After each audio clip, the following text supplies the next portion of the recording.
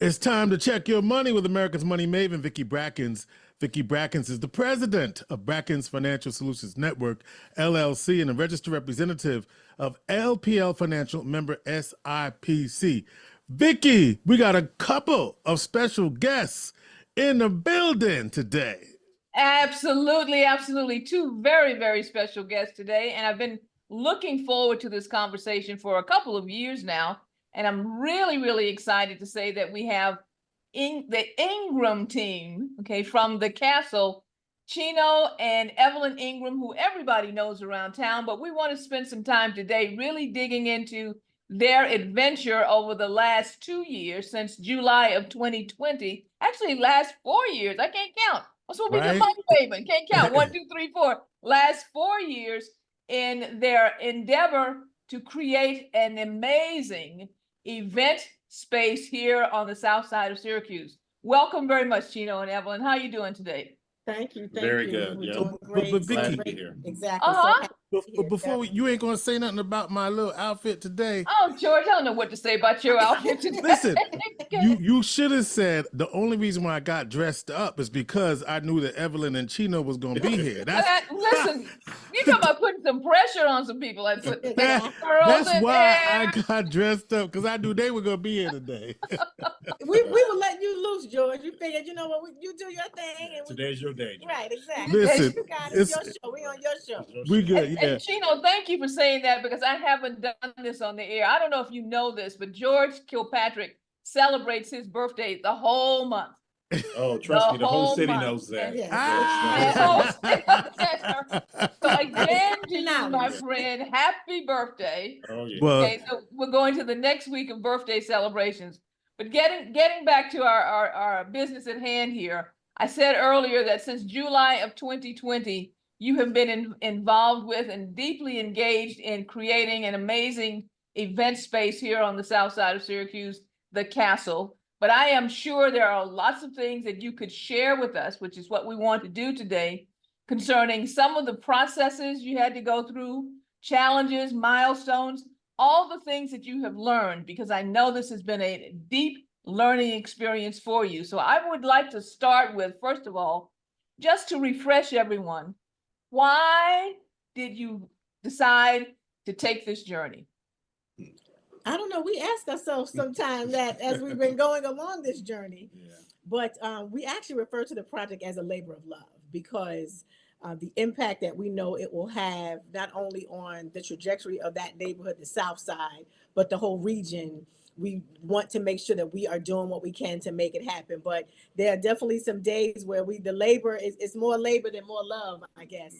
But we're excited to be actually doing this. For us, and actually, it's funny that you said July 2020, because that, if people recall, that was almost on the onset of COVID. We were actually in the midst of a pandemic. Oh, yeah. And despite, all the challenges that brought on, and obviously all the lives that were lost and all the fear that was, in our lives during that time, it actually benefited us from the perspective of people were accessible. And people were available, being able to meet with them. We were able to schedule meetings, probably more easy than we would have been had people been in their normal schedules. So we really used that to our benefit, and really was able to have a lot of meetings with people via Zoom, obviously virtual meetings, but just being able to acquaint them with what we were looking to do and our goals for trying to establish this project. So it really helped us from that perspective, because again, being able to get people focused on what we were doing and kind of having their undivided attention really worked to our benefit. Back up a little bit and describe what the project is. So the project is actually, it is a property that is located on the South Side of Syracuse, New York, on the corner of South Salina and Colvin Street. It's a huge, what's formerly known as a South Presbyterian Church, which actually really is in the heart and soul of the South Side. And we have purchased, we're in the process of purchasing that building through the land bank, and we are going to renovate it into a multi-use event center. And the event center will consist of 3 components. One component being event space, space for people to have private events such as weddings, wedding receptions, We'll have concerts, we'll have plays, we'll have conferences and things of that nature. The second piece will be a lounge called an Ultra Lounge. 603 Ultra Lounge is actually the name of the lounge, and that will be an after work type event place where people can come. You can be in a casual yet sophisticated environment to interact and network with friends and business colleagues. And we'll also be offering live entertainment at that space as well. And the third component is actually a foundation. The Ingram Castle Foundation will be housed at the castle. And our goal for that is for it to be a regional training center. So we will offer a variety of trainings. Some of the trainings will be things that will allow people to be eligible for positions at the castle, such as culinary service, security, customer service training. Other trainings will be offered, such as health and wellness, wanting to make sure that we are providing information to those residents on things to really live a full, healthy life, as well as professional development. So those are the three components of the building. Again, we call it the castle. We named it the castle because if you see it, it looks like a castle. It has a very stately, royal appearance. So we felt like that was the appropriate name for that building. Well, you said a couple of things there that I want to make sure, because this is seen around the country, Chino and Evelyn. So there are some people who may not know of that location. Mm-hmm. This sounds like a really big building. How big is it? Well, the castle is 30,000 square feet. So it's not just looking like a castle. It feels like a castle when you walk in. And if you think about an old church, there's so many rooms, there's so much space. So we look at that church and we go in it quite often, and we're always finding new rooms and new little areas that we can just look at and say, this is another opportunity for us to kind of maximize all the space in that building. So it's not just the visual look of the castle, it's the feeling of royalty that we want people to have when they come into the castle. So as soon as you get out your car and you start walking up to the castle, that's when that royalty starts. And we really want the castle to be almost like an escape, to almost like to feel like you don't even know where you are when you're inside the castle. You could be in LA or in Vegas or in Atlanta somewhere, because the castles we really wanted to almost have that magical feel to it. And we really want people to feel special no matter where you come from. And one of the things, go ahead, Evelyn. I was just going to share that one of the things is that the building was built in the early 1900s. And one of the things that we found, kind of so early on in purchasing the property was there was actually, what is it called? A dumbwaiter, where it's like, something that you like the gadget. Right. Goes, And we were like, gee, what was that? But that kind of shows you the age of the building and obviously its usage during the time when it was first built. Yeah. Well, what I was about to say is that when you announced the project, and then from your descriptions over time, I kept thinking about the Magic Kingdom down in Florida and Excalibur over in Vegas. Okay, that we were going to be bringing that type of experience here to Syracuse. And now to hear you say it's 30, I didn't realize it was 30,000 square feet. I was about 10,000 square feet short. Oh, yeah. As far as my expectation. That is really an amazing square footage and footprint there in the area. So going back to a comment that you made, that you purchased the building from the land bank. What is the land bank? So the land bank actually it's a nonprofit organization, believe it or not, but their aim is to redevelop vacant properties in an urban city. So our land bank actually, owns a lot of different properties, both within the neighborhood of the castle, as well as throughout the city of Syracuse. So for them, this actually is a huge project for them to be able to basically take this vacant building off their books and to have it redeveloped into a vibrant, business. So again, what their goal is to obviously get as many vacant properties filled from whether it be residential or commercial properties. And so for us to make the purchase with them, it is contingent on us being able to show that we will make this vision come to reality. So that's kind of how they work it. It's like they want to make sure that what we say we're going to do, we do. And then once that occurs, we'll be able to officially be owners of that property. Okay. Now the two of you have vibrant careers here in the local area. Hey, one in representing on a corporate basis what's going on with the Mr. shops. And also, I understand you now have a line that's being showcased there at Turning Stone. Is that right? Is that okay, Chino? That And is correct. okay, and then we Evelyn, actually have two locations. two locations. Yep, one downtown Syracuse and the other one out in Turning Stone. Okay, out in Turning Stone, and then Evelyn K, as far as being the corporate executive and the face of Wegmans. We call you Miss Wegmans. And for those people who don't know about Wegmans, go online, look, and just be amazed at the type of establishment that Wegmans is. So why did you decide, with all the extra time that you have in your life, we got a lot of extra those two careers, that this was the project for you? What was it that really spurred you to make this decision? It's actually a few things that spurred us.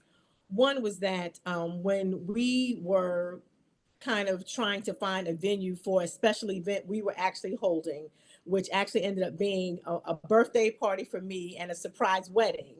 We were trying to find a venue in this area that would accommodate that, because we wanted each event, both my birthday party and our wedding, to each have its own feel.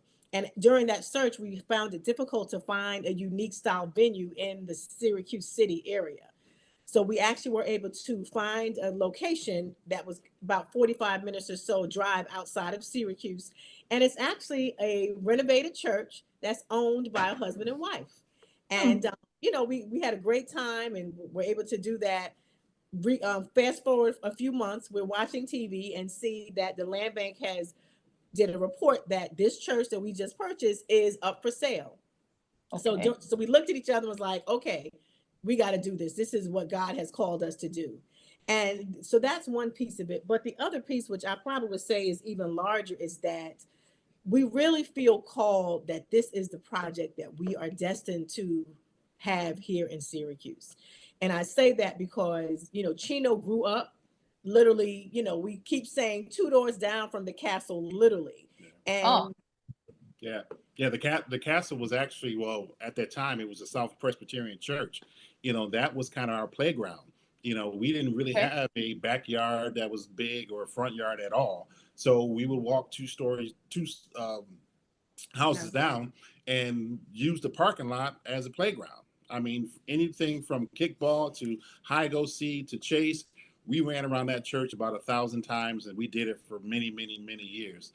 And it's just, really fitting for us to not only have our mission and our vision to kind of bring the castle to life, but also to send a message to a lot of young people who may have come from the same neighborhood, that when you get to a certain point in life, it's not just about being somewhat successful, but it's about giving back. So to turn my playground into our castle, to me is a good message and a good sign of, this is how we build our neighborhoods. This is how we grow, and we kind of show what we're supposed to be doing as a community. It's not just about getting to a certain point and keep going. It's getting to a certain point and then reaching back and pulling other people forward with you. And what's interesting about that, Vicki, before you go, is that church was an active beacon in that community, right? They held forums, so it's kind of restoring that sort of opportunity for that community. And what I'm thinking about, Vicki, is I hear them talking, is what that will mean to have that up and running, and the vibrancy and the pressure. Do you feel pressure to really make this work? I don't know if we feel pressure. I mean, it's more just the magnitude of it is so huge. And I don't think we recognized how vast it was until we got into it.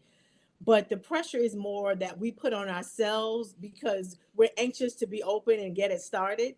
So I think it's more of, let's do what we can. So literally every day we're doing something to move this project forward. So whether, obviously we both, as you just shared, have, very fulfilling careers and very, demanding careers, but every day we are doing something to make this project happen. So it's a commitment, it's a sacrifice, and it's more of just recognizing that we know our end goal is the impact that it will have on our community. And that's very significant.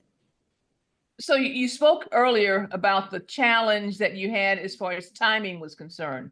You were right in the middle of COVID when we had to go through that amazing, unfortunate process throughout the time that you have been involved with this. But what I am also curious about is other challenges and things that may have been surprises as you finally, you purchased the building, we all celebrated, everything was wonderful.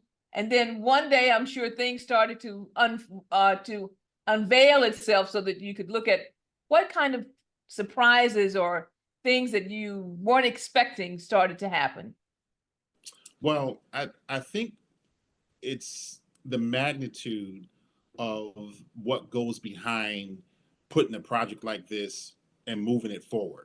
Okay. Because obviously we had an idea that it was going to be some challenges, and we knew it was going to have to put a team together, and we knew there was going to be some red tape, and we knew we only have to get some variances, and we're going to have to get some permits and some zoning. Right. We knew that piece of it, but what we didn't know or didn't realize that just because we're excited about our project, everyone's not going to be excited as much as we are, and it's just paperwork to them. Could be our vision. This could be our mission. It's just paperwork to some people. So our paperwork could be sitting on the pile of other paperwork, and we're thinking that, we should be right at the top, and everybody else is like, well, we'll get to you when we get to you. So, and that's just a humbling thing for us, because it teaches us not just to, move full steam ahead, but we have to pace ourselves. And believe it or not, even in our challenges and even in the frustration sometimes, we're able to think and figure things out during that pause. So the frustration is we didn't expect the pause. The blessing is we were able to rethink some things during the pause. And now when we come out on the other side, we're kind of glad that it did slow up just a little bit, because it gave us some time to make sure that we were doing what we really wanted to do. We made sure that we had enough eyes and ears on certain things. So we made sure we had some added, opinions and thoughts about some of the things that we wanted to do. And it really became beneficial. So we're almost getting used to, the roadblocks or the stumbling blocks sometimes, because now we try to take advantage of that time and making sure that we're moving in the right direction, but also making the right choices during that time period. And I will share, even though we may not necessarily want to publicize it, but there have been a few occasions where we have to make a couple of calls to some people to kind of help us move this forward. Sure. So, obviously we do have, certain connections and certain relationships with people in high places, in the city. So there have been occasions where, we might have to make a call or send a text and say, can you help us do this or do that? Right. And they've been very gracious and have been able to help us, expedite certain processes. Well, Evelyn, you're actually pointing out a very, very important point that we discussed on how to build financial wealth and so forth. And that is that financial wealth is not just about dollars, it's about relationships. In order to build wealth, you are going to need to have relationships that you can call upon to help you at the right time. So the fact that you had to make those calls is important, but what's even more important is that you had the relationships to make the calls too. You built that over years, as far as your involvement within the community. And this is the time we call that relationship capital. When you talk about that capital stack, there's lots of things in there. And one of those that most people don't think about is a relationship capital sometimes trumps, I hate that word, sometimes trumps exactly what you're trying to do on a revenue basis going forward. So I'm glad to hear that. And we factored all of that in when we went into this project, because we knew we were going to have to pull on some of those relationships. We knew that there was going to be value in how we've maintained our life, our reputation, and everything in between along the way. So those relationships really was crucial in some cases, to the bigger picture, because again, in some cases, it doesn't really matter how much money you have. Those relationships are just as valuable as dollars and cents. To talk with Evelyn and Chino Ingram of the Castle here in a special America's Money Maven with Vicki Brackens, George Kilpatrick. Vicki, you've got a lot to get to. What else you got for us? Okay, fine. Okay, so So you, George, you're so funny. Nah, no, I have to reintroduce because the video people know who they are, but the radio people don't know. People don't know who they are. Okay. So, okay, but George, I'm gonna move forward here. You have been acting in a capacity as a developer, a real estate developer, and an entrepreneur. Yes. Let's spend some time Both. talking about All those at the two same time. relationships and how they may be different yet sometimes the same. Tell us about those two relationships in relation to the project and the castle, being a developer and an entrepreneur. Well, I'll say this. When we started out with this whole project, I wasn't really thinking of us as either. We were Wow. people who had a project, a vision to do something. So I was not referring to us or myself as an entrepreneur or a developer. It actually wasn't until I would say maybe even a year or so into the project that someone referred to me as an entrepreneur. And I was like, well, I guess we are. I guess that is kind of what we're doing. So I kind of started operating under the auspice of being an entrepreneur and obviously starting, two businesses actually. And then one foundation. I kind of, started doing that piece of it. And then it was actually after that when someone referred to us as developers. And I was like, well, we're that too, because being able to renovate the property, you're developing a property. And that's really what a developer is. So we are operating in both, and both obviously have demands associated with being in, those spaces. But I will say that once the mentality of that kind of started to shift, my behavior shifted accordingly.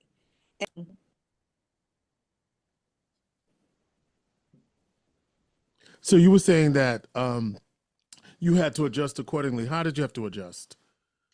I think the mindset associated with being a developer, being an entrepreneur, actually helped us move along with the project, because I think we began to realize that having a vision, having a great idea, all that's fine, but you got to put some processes and you have to put some other things around those two areas. And that actually, I think, is what helped us to recognize that, okay, this is a developer. This is our first development project. It's a $15 million development project. That's huge for a first project. So we had to put things in place. We had to make sure we had an attorney. We had to make sure we had an accountant, all those processes, marketing, advertising, all the different areas of operating a business. We had to make sure that those things were in place. And I think, recognizing that, and the challenge of knowing those roles are needed, but not always having all the funds to do that, because there are other aspects of the building too. We, had to call on some favors. We had some firms who said, we'll do this part of the project for you pro bono. We had some firms who said, we know you have to do environmental testing. We'll do that for you as an in-kind donation. So we just kind of started to had to be resourceful in operating a business as any entrepreneur is. So I think, that perspective helped us to recognize that we have to bring in everybody else. Yes, it's our vision. Yes, we named the building. Yes, we're going to be operating it, but we know that we need other resources in place so that it's operating efficiently as a business, even during this process before we open. And I think that was kind of part of it. You recognize you're an entrepreneur once the business is operating, but this is all part of that. And it won't get to being open or operating efficiently if you don't do things at this stage that are necessary and critical. I so appreciate the fact that you're going through that, Evelyn and Chino, of explaining that this is a process, that this is something that doesn't just blossom from vision only. There's execution necessary, that to execute this process, you also need a team, and that the team is critical to be in place from the beginning, not at the middle, not at the end, but from the beginning. Who did you put on, or who's on the team as far as function, even if you don't want to name names, but the functions that are in play right now, as far as the team is concerned? So, we actually have a grant writer who Okay. investigates grants as well as writes them for us. That's a huge process. And not only does this person write grants and research grants, but she also helps with the follow-up. There are reports that have to be submitted. Once you get the approval for the grant, there's certain interim reports that you have to give. And even though recognizing that some of the funds have not been dispersed, but they still have to get either progress reports to see how things are going. So we do have someone on staff for that. We actually have someone who helps us with our social media, wanting to make sure that we keep, the public aware of what's going on. We actually have hired someone on an ad hoc basis to help us with public relations activities too, when we've had certain events to help us facilitate that. So we have a lawyer, of course, we had to have that almost from day one. We have someone who also specializes in historic tax credits. So they actually are an attorney, but they also help us because this is a historic building. It's on the New York State Registry of Historic Places. So there are certain procedures in place that have to go because of that, process. We also have an accountant who again helps us throughout on a, ad hoc basis to make sure that our books are in place, recognizing that we do have, the way we have it set up is 3 separate entities. It's an LLC for the event space, Go ahead. an LLC for the lounge, and Okay. a 501c3 for the foundation. So All right. that means 3 All right. separate entities, 3 separate sets of books, 3 operating procedures, obviously. So those are, I believe those are all the, other than us, I mean, we're unpaid. we do everything. I mean, I think human resources and marketing, we do business relationships, all of that. But I guess we're on staff too, man. Right. We just we're not able to get paid right now. And we have a handful of business friends that we respect, who do or have done similar things. But even just in the operations of how to run a business, because again, obviously there's plenty of ideas out there, that people may want to start and may want to, create a certain profession or job or, business opportunity. But the mindset that goes behind that, it really starts more so on the front end, because Right. you may want to open up a restaurant and you may know how to fry chicken, which is great. But do you know how to get the right materials and get the right flour and buy enough and make sure you don't run out of the grease and the inventory and the budget and how much you're going to sell your chicken for and how much you're going to make per bite? Are you going to have enough for salt and pepper? Are you going to have enough for your net? So that's the part where in your mind, you just know how to make good chicken. But there's Right. so many other pieces that you have to start thinking about on the front end so you can be profitable on the back end. So that's when we talk about our friends, we're talking about profit margins, all those kind of things. We want to get that information and those formulas down now so we don't have to try to figure those things out once the doors are open. So we have all the big people in place, but those conversations about business and how operations and profit margins and how to get paid and those conversations never stop. I'm So we've interested. had, Oh, go ahead. I was going to just say that we've had consultants work with us in different aspects of the building. So, for example, the lounge, there are a lot of operations associated with lounges. So Chino has been, having conversations with lounge owners and how do you operate all those things.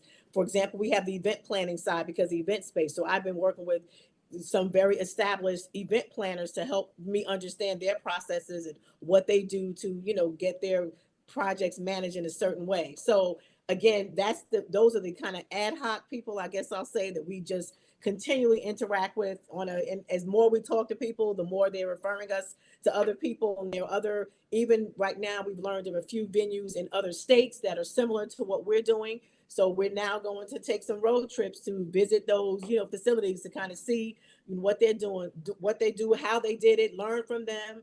A lot of them sometimes, we did visit some other ones that they've shared their challenges and they've shared that, well, I wish I would have done this. So obviously we're in a position to be able to do that. So I think the more we talk to people and understand and learn, the more beneficial it would be for us during this process. I'm interested in how much the vision of what you originally thought it was going to be has changed once you understood all of the complexities and all of the things that you wanted to do. Like, okay, we want to do an event space, the castle, this is what it is. And then all of a sudden, we need to So, because you started with one thing and now you have three separate entities. So, I'm interested in how that evolved to where you are now.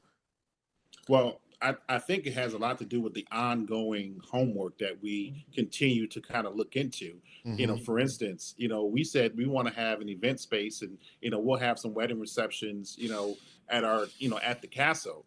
And then come to find out, we're thinking, yeah, we'll do 10 or 15 weddings a year. And then I looked into it because I'm kind of in the wedding business in another way. I looked into how many weddings Onondaga County actually has. It's 3,500 weddings in Onondaga County. And in our mind, we were only going to do 10 or 15, where technically we could be doing A wedding every 10 week. every week. Right. We start on, 2 on Friday, 2 on Saturday, so now the expansion of what we thought we were going to do just got bigger. And then we looked at the average cost that people are willing to spend per wedding. You're looking at over $30,000. So now it's like ding, ding, ding, ding, ding. If we focus more on weddings as opposed to just events, that economically can work a lot better for us. So as we're learning on a daily basis, kind of what's going on in the surrounding area. And then we say, well, how many event venues like ours is even close to ours? We know there's a few on, every side of town, but that wedding, that castle, that princess, that royal field, you won't see that or find that anywhere near where we are. So we're looking at that as an opportunity. Then we go to different cities and states and we see different venues and lounges and things like that. We kind of see what they're doing too, so there's a lot of opportunity that the initial thought was just kind of like, we just want to have a nice place to go. Now we want to have a really nice place to go. We're just going to do a handful of weddings. Now we budgeted for a lot more weddings. So in some cases it's grown. In some cases it's just changed a little bit because a lot of times we want to pace ourselves too. So there's some things that we may want to do the first 2 years and it may shift a little bit in the next 3 or 4 years. So we've also kind of factored those things in too. So maybe there's some things that we'll wait on and there's some things that we may want to just start and go full steam ahead. And I would say that's the joy of having your own business, because we can be flexible that way. I mean, I think we have shared that we don't want to just be just a wedding venue. Obviously, weddings will be something that we had, but because of the community scope that we want to project, we're not going to always, be closed on a Saturday because we have a wedding. So I think we're going to just balance the economic piece with that, as well as being able to provide a variety of kinds of events that can be at the castle. But I guess I'll say this, and babe, you can correct me if I'm wrong. I would say our vision has never changed. Right. I mean, our vision has always been, we want to have a top-notch, upscale, sophisticated building that when people walk in, they are like, I don't believe this. This is huge. This is awesome. This is beautiful. This is breathtaking. I feel royal. That vision has not changed. Right. I think what has happened is that as we're doing research and learning more, we're expanding our offerings and expanding some of the things that we're looking to do. But the vision of the building and the presence that we want to have, on the South Side of Syracuse, that being almost like a light in that neighborhood to shine, that others will want to come and shine as well. That vision has not changed, and that will not change. That will remain unchanged, because that's why we're doing this, so that neighborhood, those people there can feel that whether they felt overlooked in the past, they will no longer feel that way. If they felt as if they did not matter, they will no longer feel that way, because the castle is going to be a beacon of hope that our people can come and feel that as if this is for me, this is something for me.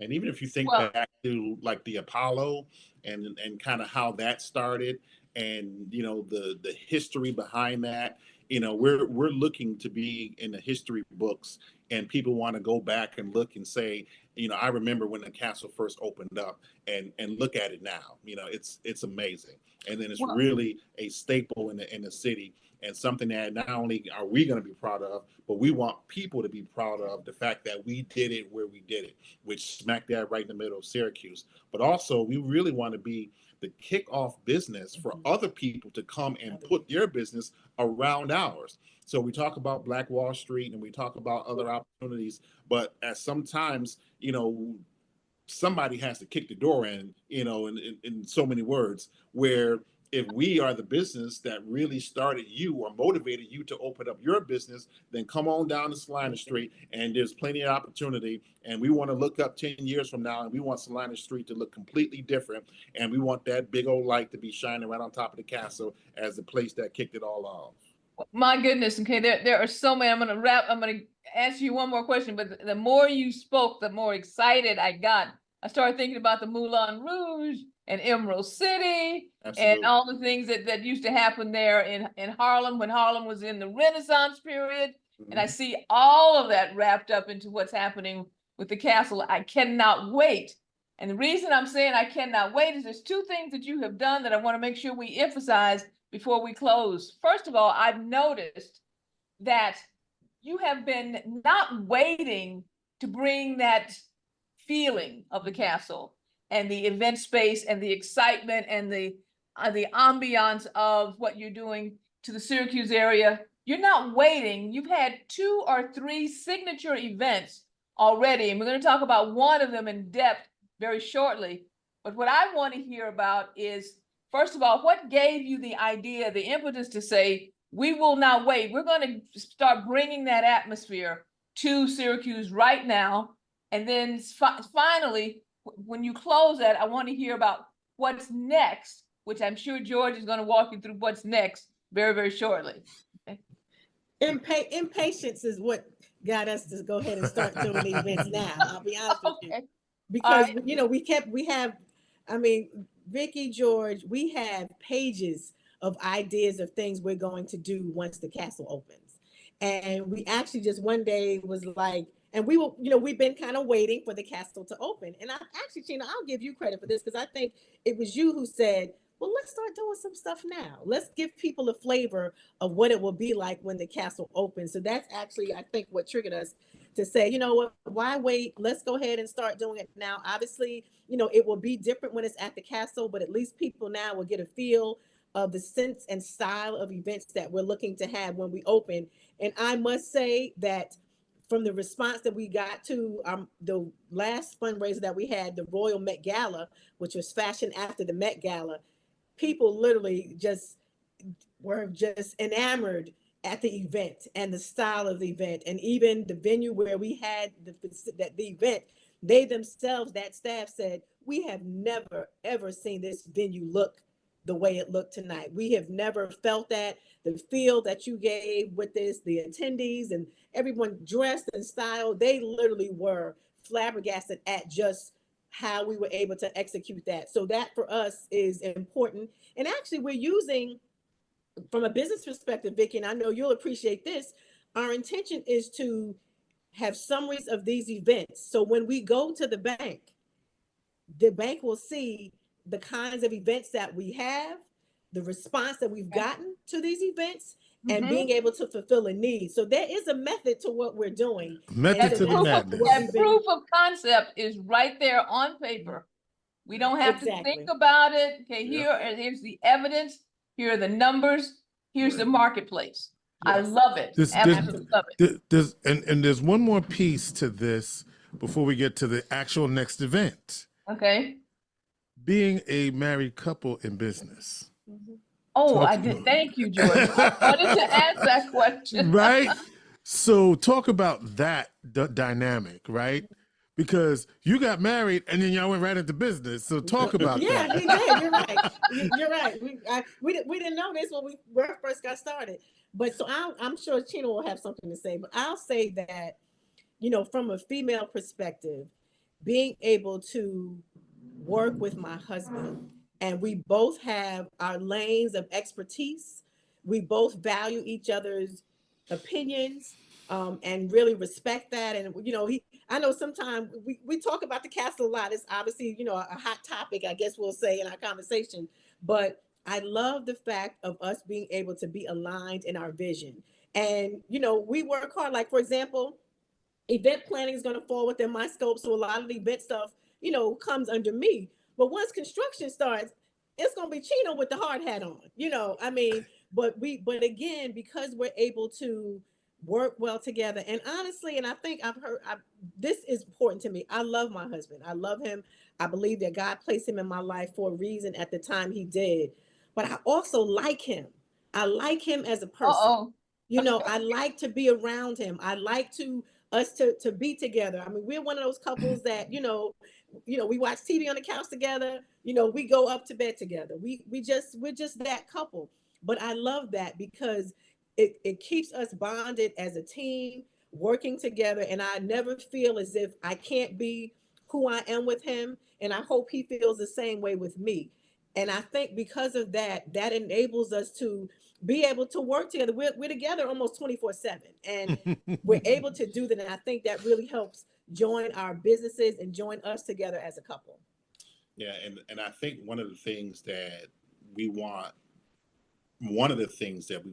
to be a takeaway from the castle and our relationship and our marriage, is to hopefully inspire other couples, to look at their own relationship and ask themselves, can we work together? Can we partner on something? What can we do together as a couple so we can kind of grow our relationship, grow our business, grow our family, grow our legacy, and everything in between? Because that, to me, is more important than any event that we do. That's more important than any wedding that we might have at the castle, because we want to be a light that shines for relationships, as if to say, we came together because we love each other and because we've learned how to work with each other together, and I think if that's the biggest takeaway, we'll take that, because to me, we don't want that to get missed over all the glitz and glamour and all the, the events that we might do, any gala that may show up. We want to show that if you work hard and if you find the right partner and if your love is legit, then there's nothing that you can't do together, because that's how we look at our relationship and that's how we look at our future. There's nothing that these two Ingrams can't do, because we are built on love and we're built on respect, and we are a force to be reckoned with. Let's go. Oh. So we've got the castle. That was a good kiss for the camera, but you can do it again. Listen. Three corporations, okay, as far as the entities are concerned, 30,000 square feet of amazing event and community space, and $15 million as far as the initial, because I know what happens with cost overruns, somewhere between 15 and $17 million, but $15 million as far as your capital investment into the South Side of Syracuse. When are you going to put that hard hat on? When are you going to put that hard hat on, Gina? Well, that's a good right. So right now, the designs are currently being drawn up by an architectural firm, which we're excited about. Even seeing the drawings as they're kind of coming to fruition is exciting. And if everything goes according to plan, we will hopefully start construction by the end of the year. That's kind of been our goal. So we have to finish the architectural designs. Then they'll draw what is called the construction documents. We're actually going to use those construction documents to send the project out for bid. After that process is completed, which actually simultaneously will be working with banks from a financing perspective, then we'll be able to close officially on the property with the land bank and hopefully starting construction by the end of the year. And we're told that the full construction process will take about a year to complete. So that's kind of the estimated time frame, obviously, give or take. But we're working hard. I mean, obviously, we want it to start as soon as possible, but we also want to start when everything is in place, because we want to be successful through the process. Let's throw this out there. That's our projected timeline. The Royal Met Gala 2026 will be at the castle. Yes. How about that? Let's do that. That's the plan, George. Let's go. George, you just messed me up. I was thinking you're the Black History Month Jazz and Arts Cabaret. Well, wait. Okay. Listen, first, we know February. the first the Met Gala. Yes, or maybe who who knows if maybe 2025, if if we're lucky. Listen, but yes. well, I say But 2026. even that, we want our venue to be the venue of choice, even for the event that you have every month, which is very successful, and Right. other other events that occur throughout the city. We want the castle to be the venue of choice. And I meant 2026, that New Year's Eve. Right. Yeah. That's yeah, what I meant. exactly. Okay. All right. Just want to make that clear. New Year's Eve. Yep. Okay. Right. And All right. then in 2026, the cabaret will be one of the other things that happens right there. All right. Okay, Well, now- talking about events that are coming up, George, Let's- I want to make sure July that- 7th, there we go. Talk about July 7th. Okay. the Royal En Blanc. Right? Royal Talk to En me Blanc. about that Royal event. and white is what it means. Yes. Yes. Go ahead. So what's going on? How do people do it? And we got a special offer for Inspiration for the Nation listeners. So go ahead. So it's called Royal En Blanc, which is actually fashioned after a national event called Dinner En Blanc. And basically it's an all white party where guests wear all white head to toe. Guests, you come, you bring your table settings, you bring your food, where you'll experience awesome entertainment among like-minded people. It's outdoors, and the venue actually is revealed on the day of the event. So recognize that this event actually happens in major cities across the country. And in Syracuse, I think it'll be a lot easier than some of the ones we've attended, because once we reveal the location, you put your things in your car, you drive, and you're there. Whereas in major cities, sometimes you have to take public transportation, or we've had to take ferries. It's a whole ordeal. But literally it's like a sophisticated picnic, basically, where people come. So we're looking for people to have white linen as tables. If you want to bring your china to eat on, and provide, bring your favorite foods and all those things. So we actually are going to kind of dine together. We'll have a start time where people will be able to set up and be able to dine together. We're planning to have a contest for the best table setting. So people can come and be creative. But again, everything has to be all white. So no pops of color, nothing, but everything has to be white. No gold trim. No gold trim. No gold trim on my dishes? See, that's why I had to say that, right? Thank you. Yes, everything is all white. And again, that's why Royal En Blanc means royal in white. So everything will be in white. We do have a national jazz saxophonist, R&B jazz saxophonist performing with us, Jakeem Joyner. If you've heard him, you may have heard him at one of Vicki's cabarets. He's awesome. Yeah. We're looking forward to him. We have a local jazz duo, the Houston Wind duo, who will be awesome. Awesome. And we're actually going to end the evening with DJ Seth Marcel, just to kind of let people get their groove on even more. But again, we're excited. But so everybody, we do have a special, as George shared, for Inspiration for the Nation listeners. Right now, we did have a birthday, wedding, anniversary special that was effective June 3rd until June 15th, that for $50 a ticket. But because we love George so much, and Vicki, we're going to extend that sale for Inspiration for the Nation listeners until Juneteenth, which is June 19th. So they will be $50 until that time. After that, tickets will be $75 and will be on sale until June 26th. So we're looking for a great crowd. Again, we think this is an awesome. I will share that if people were kind of not sure what the Royal Met Gala was like for New Year's Eve, but when they came, they had a time of their lives. If you have that same hesitation for Royal En Blanc, we are planning an awesome outdoor event. So please come, please purchase your ticket. People have said, throughout this process, what can I do to support the castle? How can I support? What do you need, Evelyn? What do you need, Chino? Right. What we need for you is to buy a ticket. That's what we need for you to do. Purchase a ticket. And where do I get these tickets, Evelyn? I'm sorry? Where do I get a ticket? So you get your tickets, actually, you can on our social media outlets at the Castle 603, there's a link available, but also if you visit www.eventcreate.com/e/Royal En Blanc. That takes you to the event website, and you'll be able to purchase your ticket there. Question about rain. Well, we've made provisions for rain. We recognize Syracuse, so we have made provisions for wait. that. So if you live here, the Ingrams have taken care of everything. So just come, and we will make sure that you have a great time. Perfect. All right. All right, Vicki. Again, okay, thank you very much for taking the time to dig deeply into the process and to the challenges and milestones to give us a real understanding of what it is to be a developer and an entrepreneur and the magnitude of the project called the Castle, which hopefully, well, not hopefully, 2026, we're planning to blow it out there at the Castle, because we know that that beacon of light that you have envisioned will shine brightly for many years to come. I'm Vicki Brackens. Okay, I'm encouraging all of you, if you have additional questions, feel free to reach out to me at area code 315-930-4499. Go and buy your tickets. Make sure that you are there for this event on July 7th.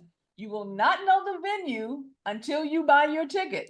So you cannot try and go around town and guess. Nobody's going to tell you. The day of, right? And Or the day before, maybe. The day of. Right. And Royal En Blanc. Royal En Blanc. Thank you very much, George. I've been practicing that. Royal En Blanc. Okay.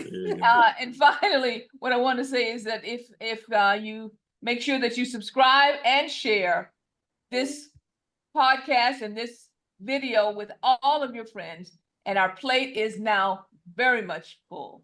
Thank you to Evelyn and Chino Ingram. And Vicki Brackens is the president of Brackens Financial Solutions Network, LLC, and the registered representative of LPL Financial, member SIPC. She is America's money maven.